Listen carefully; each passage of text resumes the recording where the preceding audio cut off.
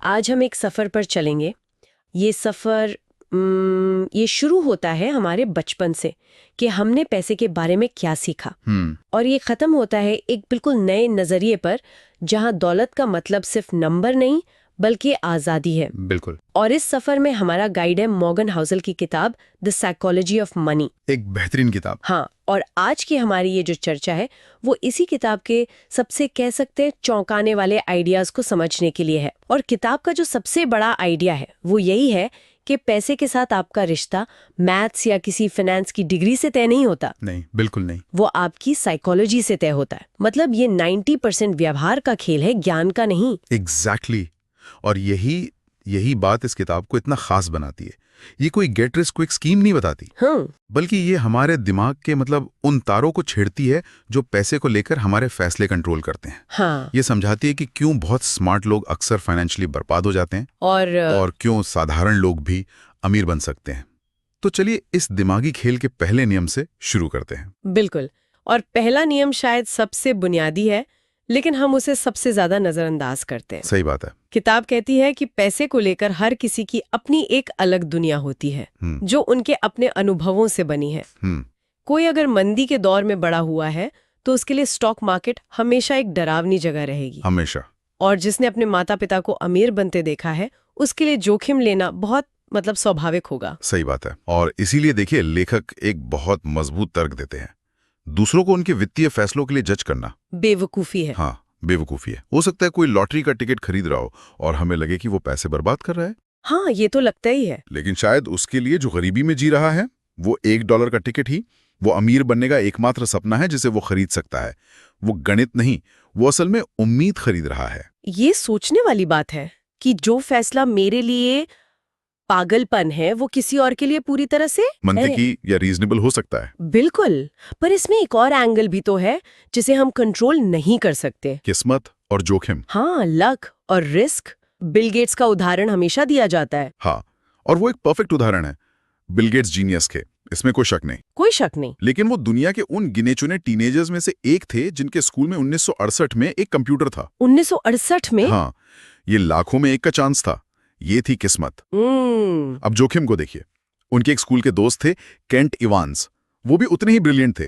Gets के साथ मिलकर दुनिया बदलने का सपना देखते थे। ओके। लेकिन स्कूल खत्म होने से पहले ही एक पहाड़ चढ़ने के हादसे में उनकी मौत हो गई।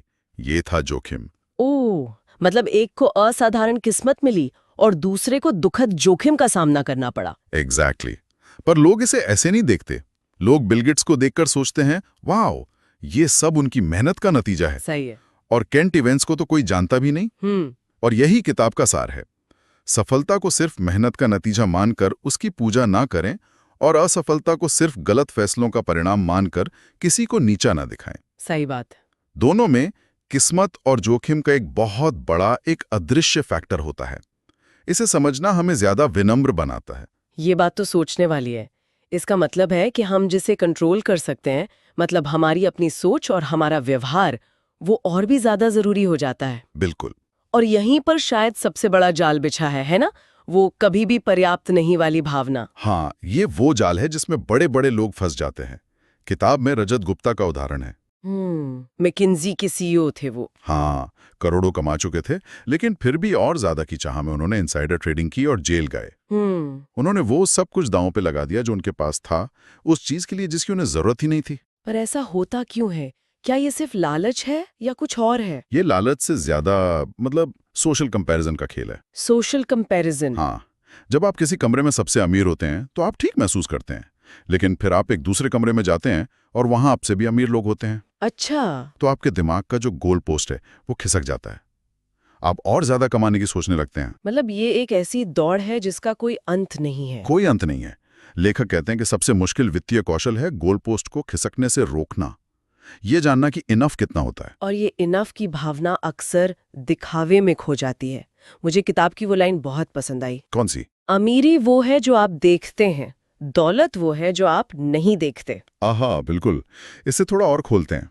जब आप किसी को 1 करोड़ की कार चलाते हुए देखते हैं तो आप क्या सोचती हैं? कि वाह, ये आदमी कितना अमीर है, इसके पास जरूर 1 करोड़ रुपए होंगे। नहीं, आप सिर्फ ये जानती हैं कि अब उसके पास पहले से 1 करोड़ रुपए कम है। ओह, या फिर उस पर 1 करोड़ का कर्ज है। ये अमीरी है, रिचनेस जो दिखती है। लेकिन दौलत यानी वेल्थ वो छिपी हुई होती है। दौलत वो पैसा है जिसे खर्च नहीं किया गया। वो उन स्टॉक्स में, बॉन्ड्स में या बैंक अकाउंट में है जिसे कोई नहीं देख रहा। अच्छा। दौलत आपको आजादी, फ्लेक्सिबिलिटी और समय देती है। अमीरी बस एक भ्रम पैदा करती है। तो इसका मतलब ये हुआ कि जिस इंसान को हम सबसे अमीर समझ रहे हैं, जो महंगी गाड़ी चला रहा है, हो सकता है कि असल में वो उतना अमीर हो ही ना। बिल्कुल, यही तो सबसे बड़ा धोखा है। उसकी असली नेटवर्थ शायद नेगेटिव में हो सकती है। समाज अमीरी को दौलत समझ लेता है।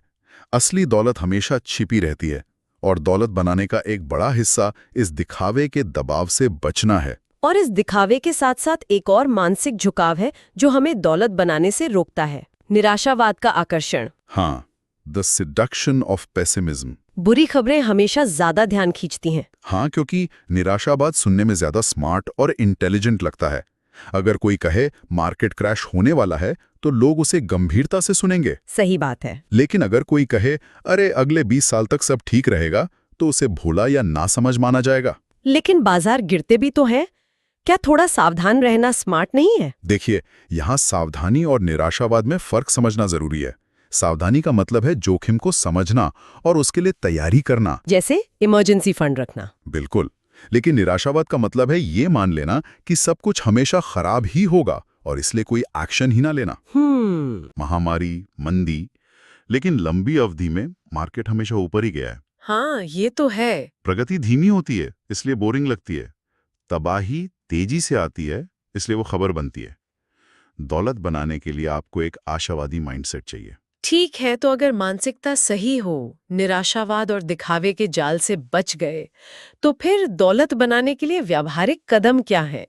किताब में सबसे पहला और सबसे शक्तिशाली नियम है कंपाउंडिंग, जिसकी ताकत को लगभग हर कोई कम आंकता है। सब लोग कंपाउंडिंग की बात करते हैं, पर सच कहूं तो ये जादू जैसा लगता है जो असलियत में काम नहीं करता। मतलब वॉरेन बफे एक अपवाद है। क्या एक आम इंसान वाकई इससे दौलत बना सकता है? बहुत अच्छा सवाल है और आप सही हैं। ये जादू नहीं है, ये गणित और धैर्य का खेल है। लोग गलती ये करते हैं कि वो इसे एक गेट रिच क्विक स्कीम समझते हैं, जबकि इसकी असली ताकत गेट रिच स्लो में है। वॉरेन बफे की आज की नेटवर्थ करीब $100 बिलियन है, जिसमें से 99% उनके 50वें जन्मदिन के बाद बनी है। क्या 99%? मतलब उन्होंने जवानी में कुछ खास नहीं कमाया? नहीं, उन्होंने 10 साल की उम्र से निवेश करना शुरू कर दिया था। 30 की उम्र तक वो मिलियनेयर बन चुके थे। अच्छा। लेकिन उनकी दौलत का जो विस्फोट हुआ वो तब हुआ जब उनके पैसे को कंपाउंड होने के लिए 50-60 साल का समय मिला। इसका असर शुरू में बहुत धीमा होता है, एक स्नोबॉल की तरह। लेकिन कुछ दशकों के बाद ये इतना बड़ा और तेज हो जाता है कि यकीन करना मुश्किल होता है।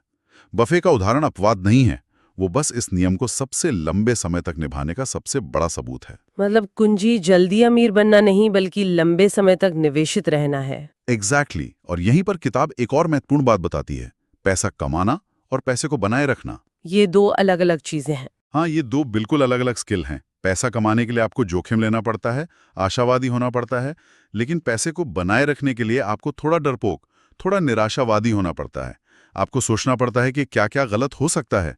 सर्वाइवल ही सबसे जरूरी है। और सर्वाइव करने के लिए, यानी बाजार में टिके रहने के लिए, लेखक मार्जिन ऑफ सेफ्टी की बात करते हैं। हाँ, मतलब अपने प्लान में गलती की गुंजाइश रखना। हाँ, इसे एक उदाहरण से समझते हैं। मान लीजिए 2 लोग हैं, दोनों ने 2007 में घर खरीदने के लिए लोन लिया। ठीक है। एक ने अपनी क्षमता के हिसाब से बिल्कुल मैक्सिमम लोन लिया, 0 डाउन पेमेंट पर। दूसरे ने थोड़ा छोटा घर लिया और 20% डाउन पेमेंट दिया ताकि उसकी ईएमआई कम रहे। 2008 में मंदी आई, दोनों की नौकरी चली गई। पहले व्यक्ति को अपना घर औने पौने दाम पर बेचना पड़ा क्योंकि वो ईएमआई नहीं भर पा रहा था। दूसरा व्यक्ति जिसके पास मार्जिन ऑफ सेफ्टी था, वो अपनी बचत से कुछ महीने ईएमआई भर पाया और अपनी नौकरी वापस मिलने तक टिका रहा। वाह, मतलब दोनों ने एक ही संकट का सामना किया, लेकिन एक बर्बाद हो गया और दूसरा बच गया, सिर्फ उस बफर की वजह से। ये मार्जिन ऑफ सेफ्टी सिर्फ इमरजेंसी फंड नहीं है, ये एक मानसिकता है। बिल्कुल, ये आपके फाइनेंशियल जीवन में थोड़ी ढील छोड़ने जैसा है। ताकि जब झटका लगे तो रस्सी टूटे नहीं। और इसी से जुड़ा एक और बड़ा आइडिया है, बिना किसी खास लक्ष्य के बचत करना। ये तो बड़ा अजीब है। सारे फाइनेंशियल एडवाइजर तो यही कहते हैं कि अपने लक्ष्य तय करो, घर, गाड़ी, रिटायरमेंट, और उसके लिए बचत करो। और यहीं पर लेखक एक अलग दृष्टिकोण देते हैं। वो कहते हैं कि दुनिया इतनी अप्रत्याशित है कि हम अंदाजा भी नहीं लगा सकते कि 10 साल बाद हमारे लक्ष्य क्या होंगे। सही बात है। या हमें किन चुनौतियों का सामना करना पड़ेगा। हो सकता है आपकी नौकरी चली जाए, या आपके बच्चे को विदेश में पढ़ने का मौका मिले, या कोई शानदार बिजनेस आइडिया आ जाए। इन सब के लिए कोई पहले से योजना नहीं बना सकता। तो फिर बचत का असली मकसद क्या है? बचत का असली मकसद है भविष्य की अनिश्चितता पर नियंत्रण पाना। अच्छा। जब आप बिना किसी लक्ष्य के बचत करते हैं तो आप अपने लिए विकल्प, आजादी और फ्लेक्सिबिलिटी खरीद रहे होते हैं। ये वो पैसा है जो आपको बॉस को ना कहने की हिम्मत देता है, या किसी अच्छे अवसर के आने पर इंतजार करने की सहूलियत देता है। बचत आपको समय देती है कि आप घबराहट में कोई फैसला न लें। ये तो सोचने का एक बिल्कुल नया तरीका है। मतलब बचत सिर्फ भविष्य के खर्चों के लिए नहीं, बल्कि भविष्य पर कंट्रोल के लिए है। बिल्कुल। हाँ। अच्छा, अब आखिर में उस विचार पर आते हैं जो मुझे सबसे ज्यादा मानवीय और शक्तिशाली लगा। तर्कसंगत या रैशनल होने से बेहतर है उचित या रीजनेबल होना। हाँ, ये बहुत गहरी बात है। फाइनेंस की दुनिया ये मानकर चलती है कि हमें हमेशा वो फैसले लेने चाहिए जो स्प्रेडशीट पर सबसे ज्यादा रिटर्न दें। हाँ। ये है तर्कसंगत होना। जैसे सारा पैसा स्टॉक्स में लगा दो, क्योंकि लंबी अवधि में सबसे ज्यादा रिटर्न वही मिलता है। लेकिन असल जिंदगी में ऐसा नहीं होता। कोई भी इंसान पूरी तरह से तर्कसंगत नहीं है। हम डरते हैं, हम लालच में आते हैं। हमें रातों को नींद भी चाहिए। हाँ, हमें रातों को नींद भी चाहिए। बिल्कुल। तो किताब कहती है कि तर्कसंगत होने के पीछे मत भागो, उचित बनो। एक ऐसा फैसला लो जो शायद गणित के हिसाब से परफेक्ट ना हो, लेकिन जिसके साथ आप भावनात्मक रूप से टिक सको। कोई उदाहरण? जैसे अगर आपको बाजार के उतार चढ़ाव से डर लगता है और आप अपना 50% पैसा एफडी में रखते हैं जहां रिटर्न कम है, तो कोई फाइनेंशियल एक्सपर्ट इसे गलत फैसला कह सकता है। वाह, ये तो मैंने कभी ऐसे सोचा ही नहीं था। हम सब बेस्ट रिटर्न के पीछे भागते हैं, लेकिन ये किताब कह रही है कि बेस्ट स्लीप ज्यादा जरूरी है। हाँ, ये तो पूरे फाइनेंशियल प्लानिंग के विचार को ही पलट देता है। हाँ, क्योंकि जो रणनीति कागज पर सबसे अच्छी है, लेकिन जिसे आप पहली गिरावट में ही डर कर छोड़ देती हैं, वो आपके लिए सबसे खराब रणनीति है। सही बात है। इससे बेहतर वो ठीक-ठाक रणनीति है जिसे आप सालों साल शांति से निभा सकें। वित्तीय सफलता का राज सही फैसले लेना नहीं है, बल्कि खराब फैसलों से लगातार बचना है।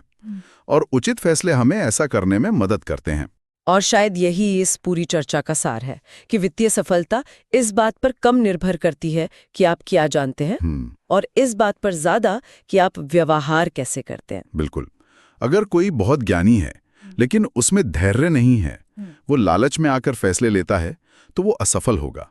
और अगर कोई साधारण जानकारी रखता है लेकिन अनुशासित है, धैर्यवान है और दिखावे से बचता है, तो उसका सफल होना लगभग तय है। तो अगर हम इस पूरी बातचीत को समेटें तो सबसे बड़े सबक है विनम्र रहो, क्योंकि किस्मत और जोखिम का बड़ा हाथ है। पर्याप्त की अपनी परिभाषा तय करो, दिखावे से बचो क्योंकि असली दौलत छिपी होती है। बिल्कुल। कंपाउंडिंग के लिए लंबा समय दो, सरवाइव करने के लिए मार्जिन ऑफ सेफ्टी रखो, और परफेक्ट नहीं बल्कि अपने लिए काम करने वाले फैसले लो। बिल्कुल, आपने एकदम सही निचोड़ निकाला। ये सिद्धांत किसी की भी दौलत, मानसिकता और वित्तीय आत्मविश्वास तीनों को बदल सकते हैं। ये किताब आपको क्या खरीदना ये नहीं बताती, बल्कि ये आपको कैसे सोचना है ये सिखाती है। और लंबी अवधि में यही सबसे ज्यादा मायने रखता है। यहाँ एक अंतिम विचार सोचने के लिए है। किताब इस बात पे जोर देती है कि असली दौलत वो है जो दिखती नहीं, ये छिपे हुए बैंक खातों और निवेश पोर्टफोलियो में है। तो सवाल ये है कि अगर असली दौलत छिपी हुई है, तो हम अपनी वास्तविक आर्थिक प्रगति को कैसे मापें, जब समाज हमें लगातार बाहरी दिखावे से आंकता है।